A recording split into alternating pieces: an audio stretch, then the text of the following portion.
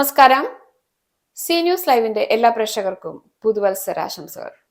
Vatican നോട്ടീസിയയിലേക്ക് സ്വാഗതം. ഞാൻ സിസ്ലി John. കഴിഞ്ഞ ആഴ്ചത്തെ പ്രധാന വത്തിക്കാൻ വാർത്തകൾ. ജൂബിലി വർഷാചരണത്തിന് തുടക്കം കുറിച്ചുകൊണ്ട് സെന്റ് പീറ്റേഴ്സ് ബസിലിക്കയിൽ വിശുദ്ധവാതിൽ തുറന്നു. സഭാ ചരിത്രത്തിൽ ആദ്യമായി ജയിലിലും വിശുദ്ധവാതിൽ തുറന്ന മാർപ്പാപ്പ.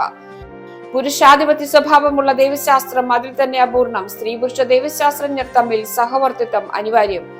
എന്തിനും ഏതിനും സമ്മതം നൽകാതെ സ്വന്തം തത്വങ്ങളിൽ ഉറച്ചു നിൽക്കുവാനും ഓരോരുത്തരും പുതുതായി എന്തെങ്കിലും ലോകത്തിന് നൽകുവാനും വിദ്യാർത്ഥികളോട് മാർപ്പാപ്പയുടെ ആഹ്വാനം. കുടുംബ ബന്ധങ്ങൾ സുദൃഢമാക്കാൻ ഭക്ഷണമേശയ്ക്ക് ചുറ്റും ഇരുന്ന സംഭാഷണത്തിൽ ഏർപ്പെടുക. മൊബൈൽ ഫോൺ മാറ്റിവെക്കുക. തിരുക്കുടുംബ ദിനത്തിൽ മാർപ്പാപ്പയുടെ ഞായറാഴ്ച സന്ദേശം.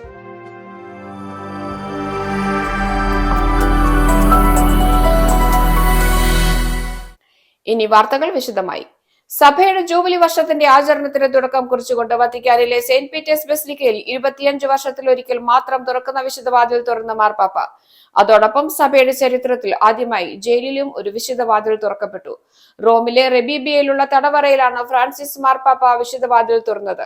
സഭയിലെ പ്രഥമ രക്തസാക്ഷിയായ വിശുദ്ധ സ്റ്റീഫന്റെ തിരുനാൾ ദിനത്തിൽ ഡിസംബർ 26-നാണ് പാപ്പ റോമിലെ റെബീലിയയിലുള്ള തടവറയുടെ പുതിയ വിഭാഗത്തിൽ വിശുദ്ധവാതിൽ തുറന്നത്. മുൻകൂട്ടി തയ്യാറാക്കിയിരുന്ന സുവിശേഷ പ്രഭാഷണം മാറ്റിവെച്ച പാപ്പ മനോധർമ്മം അനുസരിച്ച് തടവുകാരോട് ചിന്തകൾ പങ്കുവച്ചു. വിശുദ്ധ വാതിൽ തുറക്കുക എന്നാൽ ഹൃദയം തുറക്കുക എന്നാണ് അർത്ഥമാക്കുന്നതെന്ന് പാപ്പ പറഞ്ഞു. അതാണ് സാഹോദര്യം ഉളവാക്കുന്നത്. അടഞ്ഞ കഠിന ഹൃദയങ്ങൾ മികച്ച ജീവിതത്തിന് ഉപകരിക്കില്ലെന്ന് പറഞ്ഞ പാപ്പ ഈ ജൂബിലിയുടെ അനുഗ്രഹം പ്രത്യാശയിലേക്ക് ഹൃദയം തുറക്കുക എന്നതാണെന്ന് തടവുകാരെ ഓർമ്മിപ്പിച്ചു.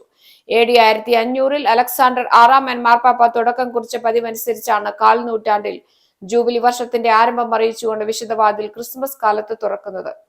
1423-ൽ മാർട്ടിൻ 5-ാമൻ മാർപ്പാപ്പയാണ് വിശുദ്ധവാതിൽ തുറക്കുന്ന രീതിക്ക് തുടക്കമിട്ടത്. വിശുദ്ധവാതിൽ തുറന്നതുമായി ബന്ധപ്പെട്ട് കൂടുതൽ വാർത്തകൾ വായിക്കാൻ ഡിസ്ക്രിപ്ഷൻ ബോക്സിൽ കൊടുത്തിരിക്കുന്ന ലിങ്കിൽ ക്ലിക്ക് ചെയ്യുക. പ്രത്യയ ശാസ്ത്രങ്ങളും അവയുടെ ഫലമായുള്ള ധ്രുവീകരണങ്ങളും വികലമാക്കി ഇന്നത്തെ സമൂഹത്തിൽ വിശ്വാസത്തിൽ വേരൂന്നിയതും സർഗാത്മകവും എല്ലാവരെയും ഉൾക്കൊള്ളുന്നതുമായ ഒരു ദൈവശാസ്ത്ര സമീപനമാണ് സ്വീകാര്യമായതെന്ന് ഫ്രാൻസിസ് മാർപ്പാപ്പ. റോമിലെ പൊന്തിഫിക്കൽ ലാറ്ററൽ യൂണിവേഴ്സിറ്റിയിൽ നടന്ന ദൈവശാസ്ത്രജ്ഞരുടെ അന്താരാഷ്ട്ര കോൺഫറൻസിൽ പങ്കെടുത്തവരുമായുള്ള കൂടിക്കാഴ്ചയിലാണ് മാർപ്പാപ്പ ഇക്കാര്യം പറഞ്ഞത്. സംസ്കാരത്തിനും വിദ്യാഭ്യാസത്തിനുമായുള്ള വത്തിക്കാൻ ഡിക്കാസ്ട്രിയാണ് ദൈവശാസ്ത്രത്തിന്റെ ഭാവി, പാരമ്പര്യങ്ങളും സങ്കല്പങ്ങളും എന്ന വിഷയത്തെ ആസ്പദമാക്കി കോൺഫറൻസ് സംഘടിപ്പിച്ചത്. ഫ്രാൻസിസ് മാർപ്പാപ്പയുടെ ആഹ്വാനപ്രകാരം നടന്ന സമ്മേളനത്തിൽ എല്ലാ ഭൂഖണ്ഡങ്ങളിൽ നിന്നായി 500ഓളം ദൈവശാസ്ത്രജ്ഞർ പങ്കെടുത്തു. ഇന്നത്തെ ലോകത്തിൽ ദൈവശാസ്ത്രത്തെ എങ്ങനെ പ്രസക്തമായ വിധം അവതരിപ്പിക്കാം എന്നതിനെ പറ്റിയുള്ള ചിന്തകളാണ് കോൺഫറൻസിൽ പങ്കുവയ്ക്കപ്പെട്ടത്. അദൃശ്യമായി നിലനിന്നുകൊണ്ട് ലോകത്തെ പ്രകാശിപ്പിക്കുകയും വെളിപ്പെടുത്തുകയും ചെയ്യുന്ന പ്രകാശ സ്രോതസ്സാണ് ദൈവശാസ്ത്രമെന്ന് സമ്മേളനത്തെ അഭിസംബോധന ചെയ്ത് മാർപ്പാപ്പ പറഞ്ഞു. അതിനാൽ ദൈവശാസ്ത്രജ്ഞർക്ക് സഭയിലും സമൂഹത്തിലും ഒരു നിർണായക പങ്ക് വഹിക്കാനുണ്ടെന്ന കാര്യം പാപ്പ ഉറപ്പിച്ചു പറഞ്ഞു. സ്ത്രീ പുരുഷ ദൈവശാസ്ത്രജ്ഞർ തമ്മിലുണ്ടാകേണ്ട സഹവർത്തിത്വത്തിന്റെ പ്രാധാന്യം ഫ്രാൻസിസ് മാർപ്പാപ്പ എടുത്തു പറഞ്ഞു. സ്ത്രീകൾക്ക് മാത്രം മനസ്സിലാക്കാൻ പറ്റുന്ന ചില കാര്യങ്ങളുണ്ടെന്നും അതിനാൽ ദൈവശാസ്ത്രത്തിന് അവരുടെ സംഭാവന ആവശ്യമുണ്ടെന്നും മാർപ്പാപ്പ പറഞ്ഞു.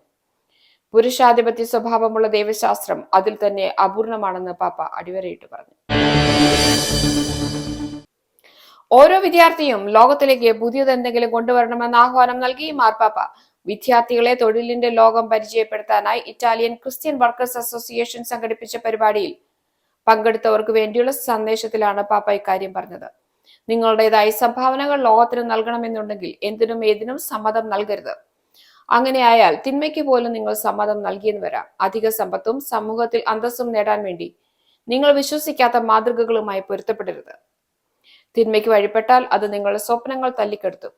അതിന്റെ ഫലം ഏകാന്തതയും ശൂന്യതയുമായിരിക്കുമെന്നും പാപ്പ പറഞ്ഞു.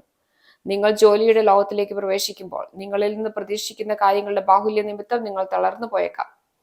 അപ്രകാരമുള്ള സാഹചര്യങ്ങളിൽ സമാധാനവും സമചിത്തതയും കാത്തു സൂക്ഷിക്കാൻ ഹൃദയത്തിന് കാവൽ ഏർപ്പെടുത്താൻ നിങ്ങൾ പഠിക്കണം.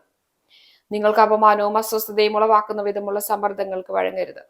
മുന്നോട്ടുള്ള പുരോഗതി തടയുന്നതും ആത്മാർത്ഥതയ്ക്ക് തുരങ്കം വയ്ക്കുന്നതുമായ കാര്യങ്ങൾക്ക് മുമ്പിൽ മുട്ടുമടക്കുകയും വരുത്. മനുഷ്യ ഹൃദയത്തിന് പ്രത്യാശിക്കേണ്ടത് എങ്ങനെയെന്നറിയാം. നമ്മെ കൂടുതൽ സ്വതന്ത്രരാക്കുന്ന എന്തിന്റെയും ആരംഭം ഹൃദയത്തിലാണ്. അതൊരിക്കലും നമുക്ക് അന്യതാബോധം നൽകുന്നില്ല എന്നും പാപ്പ കൂട്ടിച്ചേർത്തു. ഇനി മാർപ്പാപ്പയുടെ ഞായറാഴ്ച സന്ദേശം. ഗുണമേന്മയുള്ള സമയം ഒരുമിച്ച് ചെലവഴിച്ച് കുടുംബാംഗങ്ങൾ തമ്മിലുള്ള ബന്ധം സുദൃഢമാക്കണമെന്ന് ഓർമ്മപ്പെടുത്തി മാർപ്പാപ്പ.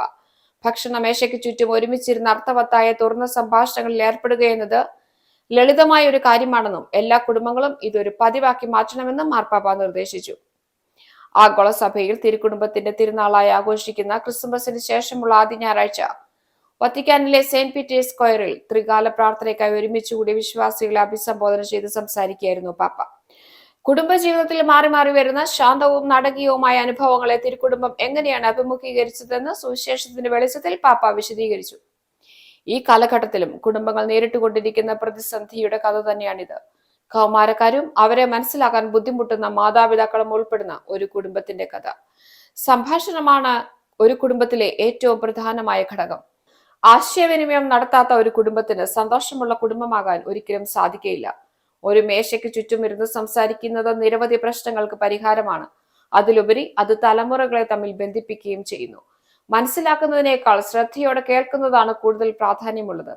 മറ്റൊരാളെ കേൾക്കുന്നതിലൂടെ നാം ആ വ്യക്തിക്ക് കൂടുതൽ പ്രാധാന്യം നൽകുന്നു. നിലനിൽക്കാനും സ്വയം ചിന്തിക്കാനുമുള്ള വ്യക്തിയുടെ അവകാശത്തെ മാനിക്കുകയാണ് നാം അതിലൂടെ ചെയ്യുന്നത്. കുട്ടികൾ ഇത് തീർച്ചയായും അർഹിക്കുന്നു. ഒരിക്കലും സ്വയം അടച്ചുപൂട്ടരുത്. മൊബൈൽ ഫോണിലേക്ക് തല നോക്കി കുനിച്ചിരിക്കരുത്.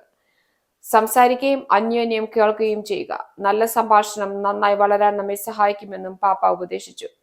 തിരുക്കുടുംബത്തിൽ നിന്ന് നാം പഠിക്കേണ്ട പ്രധാന കാര്യം പരസ്പരം ശ്രദ്ധയോടെ കേൾക്കുക എന്നുള്ളതാണെന്ന് പാപ്പ വീണ്ടും അടിവരയിട്ട് പറഞ്ഞു.